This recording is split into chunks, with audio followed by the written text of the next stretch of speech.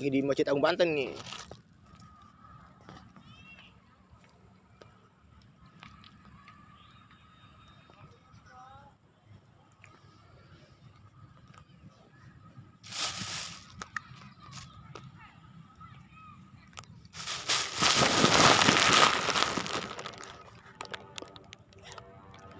Perumpamaan neraka jahanam itu kadang-kadang saya kesel sendiri, kadang-kadang kesel sendiri ngeliat kelakuan manusia.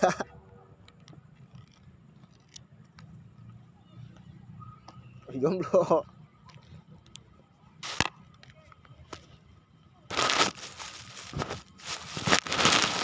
Ya, Nabi Muhammad itu saya. Muhammad itu singkatan dari membawa peringatan di hari kiamat. Kalau ada orang yang ngomong nih, Nabi Muhammad terlambat dakwanya, yang mana yang terlambat dakwanya? Kan makanya di dalam rukun iman ada yang namanya percaya kepada hari kiamat. Kenapa hari kiamat cuma dipercayain doang? Artinya bumi itu nggak bakal hancur-hancur, itu intinya. Karena tata surya itu seperti magnet yang saling mengikat satu sama lainnya. Ketika planet yang satu ingin ngedekat ke planet yang lainnya akan berjauhan. Makanya bumi sama planet-planet yang lainnya selalu berputar pada porosnya. Makanya bumi itu harus selalu dijaga. Saya belum megang uang saya.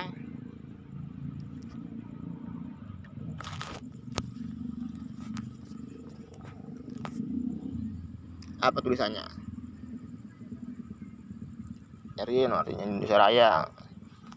Artinya NW, artinya Nua. Makanya Allah kecil juga saya juga.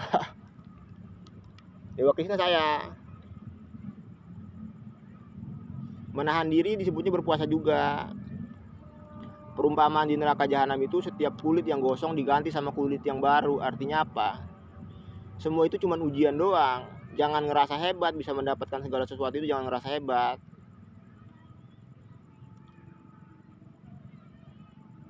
Mereka lebih lama menderitanya dari kalian lebih lama menderita dari kalian lebih lama menderita dari kalian. Tenang aja. Mereka semua itu menderita, tenang aja. Makanya penghuni neraka jahanam saling laknat satu sama lainnya. Itu intinya. Agama yang lurus agama Buddha aliran Al-Quran, Hindu aliran Al-Quran, Islam aliran Al-Quran. Kenapa nih? Udah tahu kenapa agama Kristen sama agama Islam berantem melulu? Udah tahu belum? Karena di dalam agama Kristen, dalam agama Islam, menyembah selain Allah itu perbuatan yang musyrik. Perbuatan yang musyrik menyembah selain Allah. Berdoa kepada nabi dapat pahala, berdoa kepada malaikat dapat pahala. Yang enggak diperbolehin nyembah nabi, nyembah malaikat dapat dosa. Makanya umat Kristen sama umat Islam berantem melulu. Karena apa? Karena di dalam agama Islam menyembah selain Allah perbuatan yang musyrik. Yang ditanya begini, kalian berdoa apa menyembah? Udah jelas-jelas menyembah nabi masih bilang berdoa, keras kepala kan? Sholat kamu kayak gimana sholatnya? Sholat kamu itu berdoa namanya, bukan sholat. Harus masuk Islam. Itu intinya, Islam aliran Al-Quran. Yang ditanyanya begini nih, setiap ada orang yang bukan Islam meninggal itu ada yang disalib. Siapakah yang disalibnya? A. Orang Kristennya sendiri, B. Orang Kristennya sendiri, C. Orang Kristennya sendiri. Y, benar semua jawabannya. Benar, ternyata kalau orang Kristen meninggal yang disalibnya orang Kristennya sendiri. Ya makanya kalau nggak mau disalib masuk Islam. Udah gitu aja. Kitab Taurat itu menunggu Al-Quran. Kenapa Al-Quran disempurnain lagi? Karena Al-Quran itu udah benar, banyak orang yang ngerasa benar sendiri. Intinya meskipun Al-Quran itu udah benar, jangan pernah ngerasa benar sendiri. Makanya kalau sholat tahajud, di sholat tahajud itu ada yang namanya Tuhan yang terdahulu dan Tuhan yang terakhir. Kalau dari dulu agamanya Islam aja, nggak mungkin ada candi. Islam asli agama mana? Candi Borobudur adanya di mana? Di Pulau Jawa, bener. Islam asli agama bangsa Indonesia. Itu intinya. Makanya kalau orang sujud kiblatnya kemana kiblatnya? Mau ke Ka'bah nggak apa-apa, mau ke candi nggak apa-apa. Bagusnya kemana? Bagusnya ke arah matahari tenggelam. Jadi satu arah. Tuh. Yang itu intinya. Ya fokusnya nggak bawain duit aja, nggak bawain duit.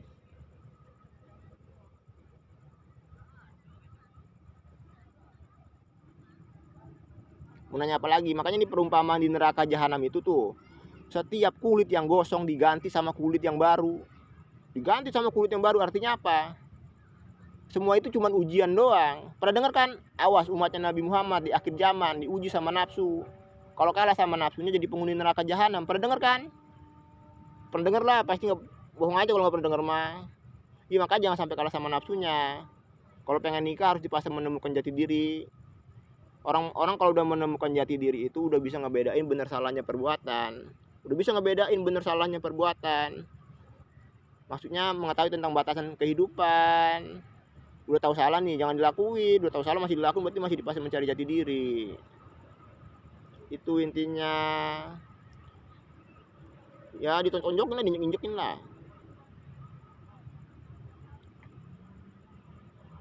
Terus mau nanya apa lagi?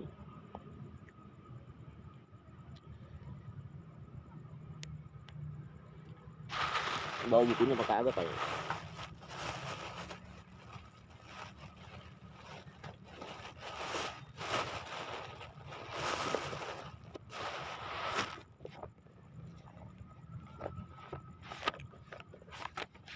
Mengkaji Al-Quran nih. Kalau agama yang ngegaji pemerintah. A'udzubillahi minasyaitonirrajim. Bismillahirrahmanirrahim. Inna atoina kal kausar. Fasoli lirabbika wanhar inna sayna akahual abtar. Sungguh kami telah memberimu nikmat yang banyak, maka laksanakanlah sholat karena Tuhanmu. Kenapa bokap sama nyokap nggak menulis waktu-waktu sholat di dalam Al-Quran? Karena sholat sama sembahyang itu untuk siapa? Orang yang nggak sholat-sholat, yang nggak sembahyang-sembahyang, yang rugi siapa? Tuhannya apa orangnya? Orangnya sendiri. Makanya nggak ditulis waktu-waktu sholat. Yang kewajiban itu apa? Yang kewajiban itu bersedekah 2,5% tepat sasaran. Nggak bisa dikasih sama guru, sama ulama, sama orang-orang yang mampu. Nanti masuk dalam golongan orang yang sombong atau orang yang ingin dilihat lebih sama yang lainnya. Nggak diterima sedekahnya. Makanya yang kewajiban itu bersedekah 2,5% tepat sasaran. Itu baru namanya kewajiban. Terus orang yang sholat 5 waktu di masjid itu bagaimana hukumnya? Orang yang sholat 5 waktu di masjid itu ada gajinya. Guru kamu siapa? Hadis. Ya udah kamu pegang hadis saja. Makanya neraka jahanam itu bahan bakarnya dari manusia dan batu. Artinya dari manusia yang keras kepala. Orang kalau keras kepala jadi penghuni neraka jahanam. Atau dari manusia dan batu. Atau dari manusia yang tinggal di dalam batu siapa? Jin. Artinya dari manusia dan jin. Orang kalau menyembah jin atau menyembah selain Allah jadi penghuni neraka jahanam juga. Makanya kalau berdoa kepada Nabi dapat pahala, berdoa kepada malaikat dapat pahala. Di dalam agama Buddha, di dalam agama Hindu, kenapa masih diterima sembayangnya? Karena berdoa kepada malaikat. Malaikat itu sebutannya dewa-dewi dalam agama Buddha sama agama Hindu. Itu intinya. Guru kamu siapa? Al-Quran. Al-Quran, berpegangnya ke Al-Quran aja. Al-Quran itu dijaga keasliannya, tulisannya, cara ngebacanya. Islam itu dipecah belah. Dipecah belahnya sama apa? Sama hadis.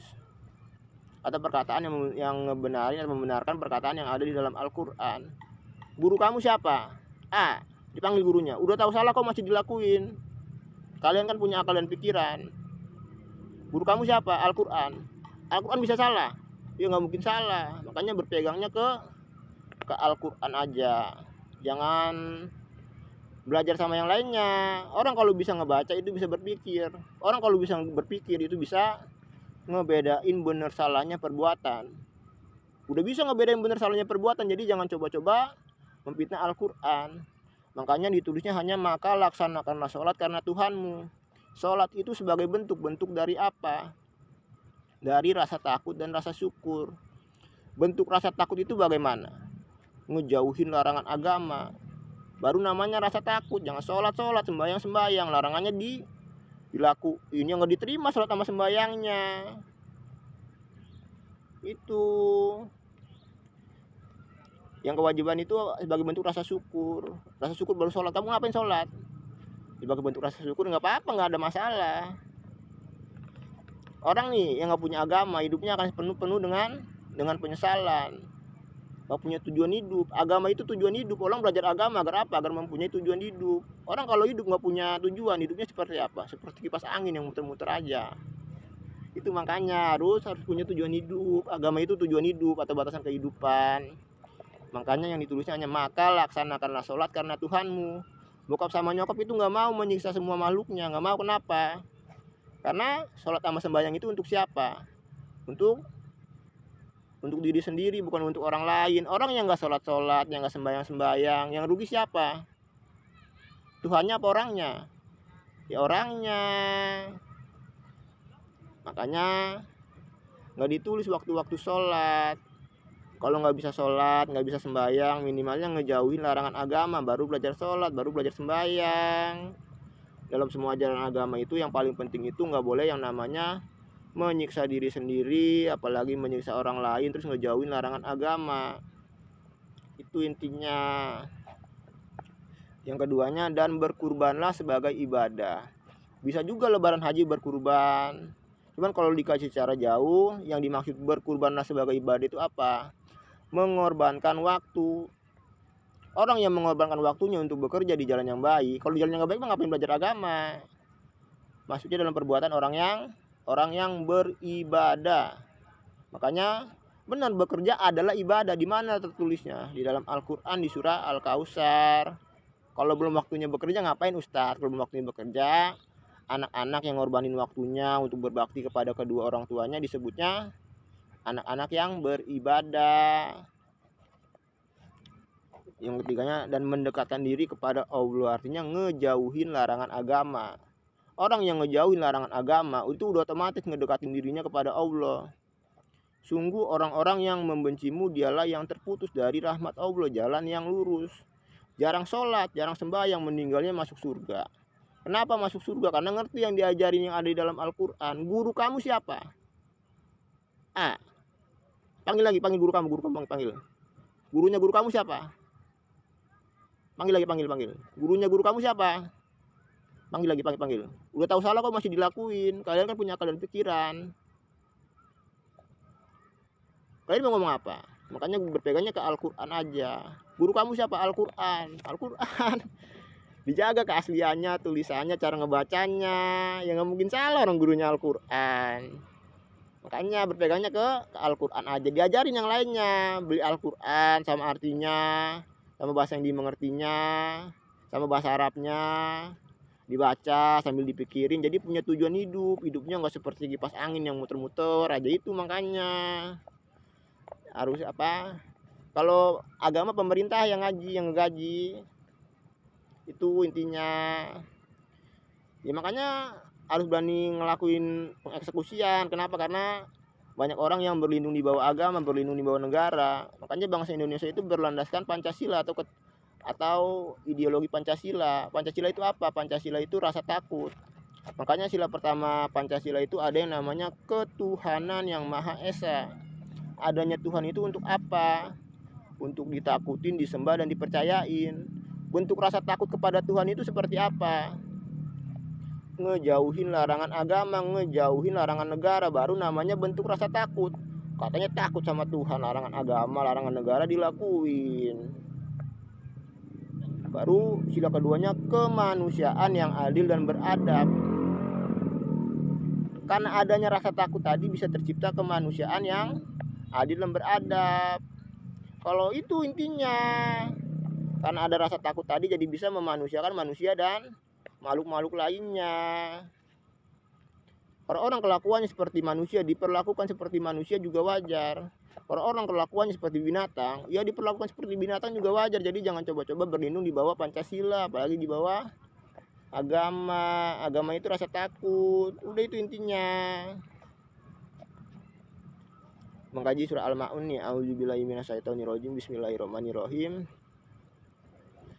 Ara'aital ladzi yukadzibu biddin fajalikal ladzi yad'ul yatim wala yahudu ala ta'min miskin wa wailul lil musallin alladzina an salatihim saun alladzina yura'un wa yamna'unal ma'un. Tahukah kamu orang yang mendustakan agama? Kata lain dari mendustakan itu mengkhianati. Tahukah kamu orang yang mengkhianati agama? maka itulah orang yang mengarik anak yatim. Anak yatim itu anak siapa? Anak orang. Artinya orang yang mengambil hak orang lain masuknya dalam golongan orang yang mengkhianati agama. Kamu kalau berkhianat diapain? Contohnya nih, kamu berkhianat sama negara, diapain sama negara kamu? Dikeluarin dari agama, dikeluarin dari negara. Itu makanya yang nggak punya agama. Dan tidak mendorong memberi makan orang miskin. Orang miskin itu orang apa? Orang susah. Orang susah tertindas apa enggak? Tertindas. Maka celakalah orang yang sholat. Yang nggak nolong orang yang sedang kesusahan, yang sedang tertindas aja, sholat sama sembayangnya nggak diterima. Apalagi orang yang mengambil hak orang lain, masuknya dalam golongan orang yang mengkhianati agama, yaitu orang-orang yang nggak pernah lalai terhadap sholatnya, yang berbuat ria.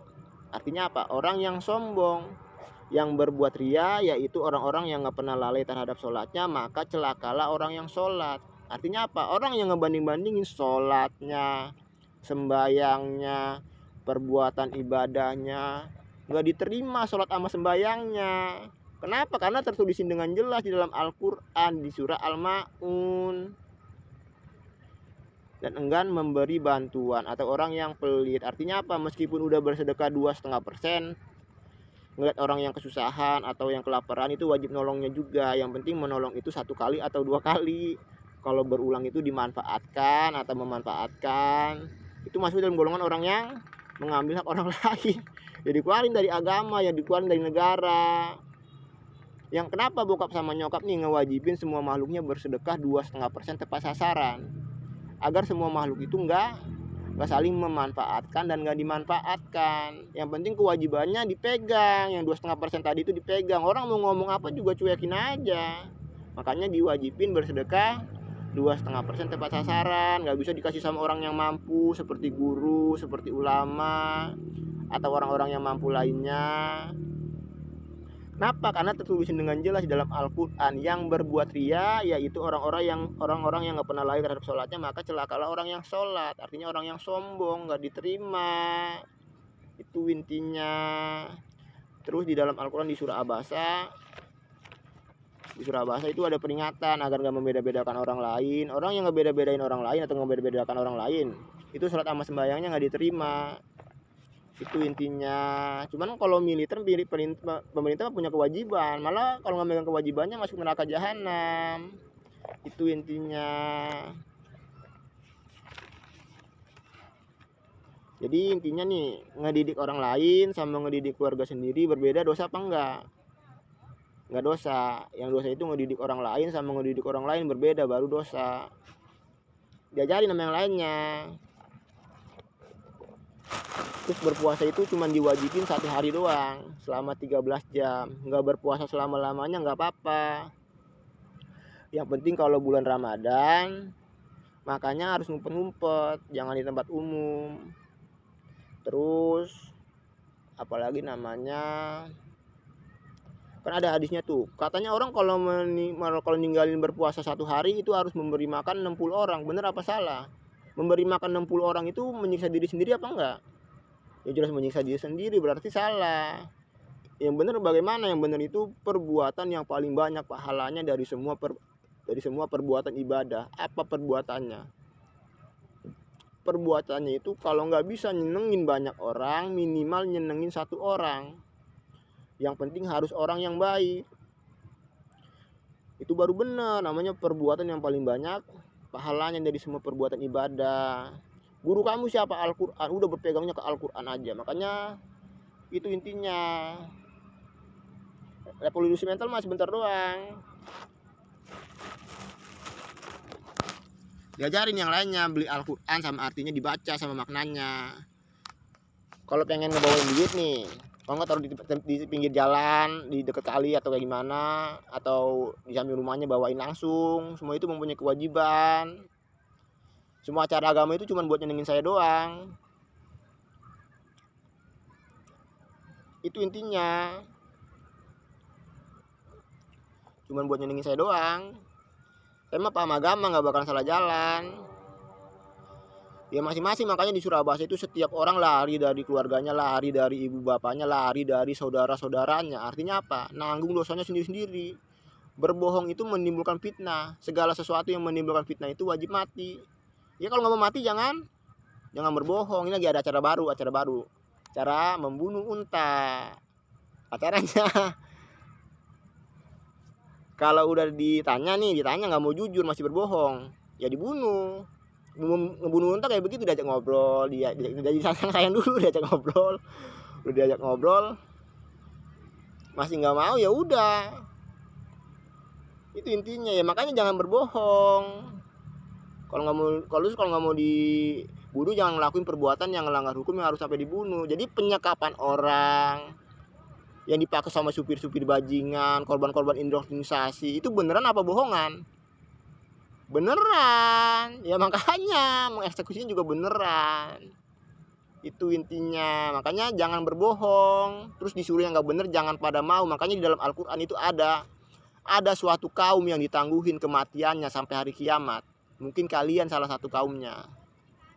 Itu intinya. Ya, minimalnya jujur aja. Jujur semuanya itu lagi dididik. Bokap sama nyokap itu lagi menepati janjinya kepada semua makhluknya. Itu intinya. Gantengan yang aslinya lah jauh lah. Itu kan makanya kadang-kadang kameranya ngeselin. Makanya tangan kirinya tulisannya IRY, artinya Indonesia Raya. Tangan kanannya tulisannya NW, artinya Nua. Makanya yang punya kerajaan yang di timur sama kerajaan yang di barat, Allah SWT saya juga. Allah SWT saya juga. Makanya yang banyak cobaannya mah. Ya kalau pasukan apa namanya, kalau ngelihat malaikat Allah, kalau ngelihat pasukan yang ini serem kan, yang ini kan sendirian.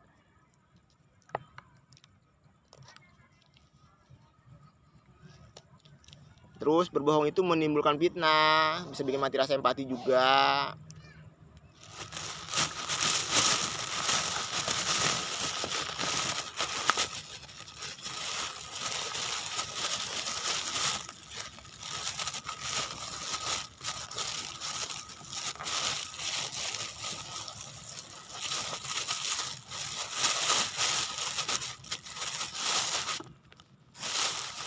Ini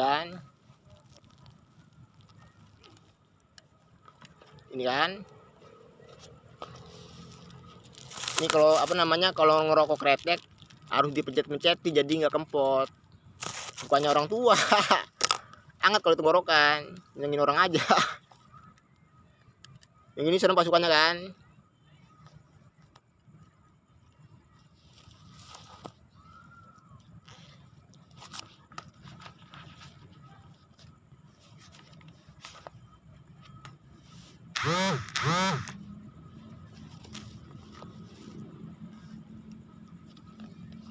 Gini kan. Serem kan pasukannya kan. Itu makanya jangan sembarangan. Pasukan saya dari semut, ngelakuin pembunuhan jadi semut lagi, bukan manusia. Ya makanya kalau ngomong hati-hati.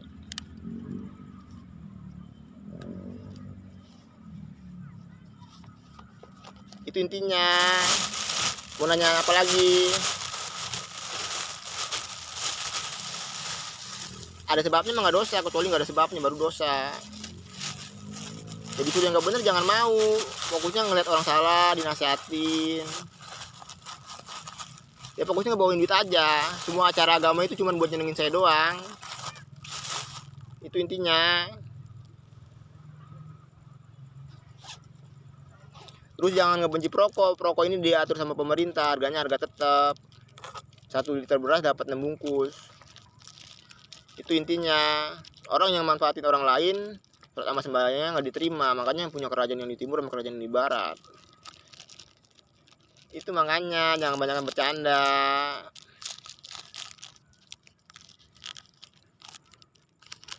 Terus kalau rokok kretek jangan sampai masuk angin. Kalau masuk angin kagak enak. Itu intinya. Caranya banyak.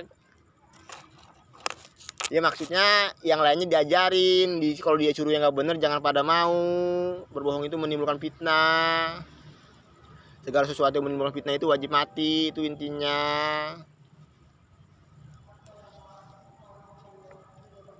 Tahu mau nanya apaan? Nggak ada.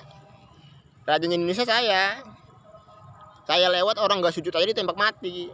Saya lewat orang nggak sujud aja ditembak mati. Apalagi ngancem-ngancem. Itu nggak ada, maksudnya cuma perumpamaan doang. Itu intinya. Ditambung lagi, love you semuanya.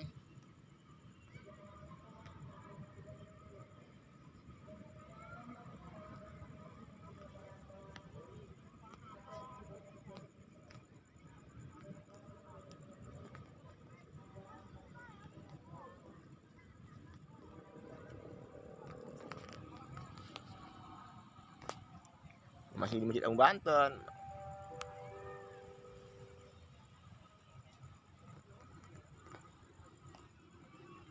Ya makanya kalian mah punya malu mah dipakai lah sedikit malunya. Jangan sampai sebegitunya lah. Itu intinya. Pokoknya yang paling parah mah warga kampungnya. Saya dipitnah meninggal melulu. Semua acara agama cuma buat nyenengin saya doang. Ya konsekuensinya neraka jahanam. Gak ada kata ampun, gak ada kata maaf. Itu intinya.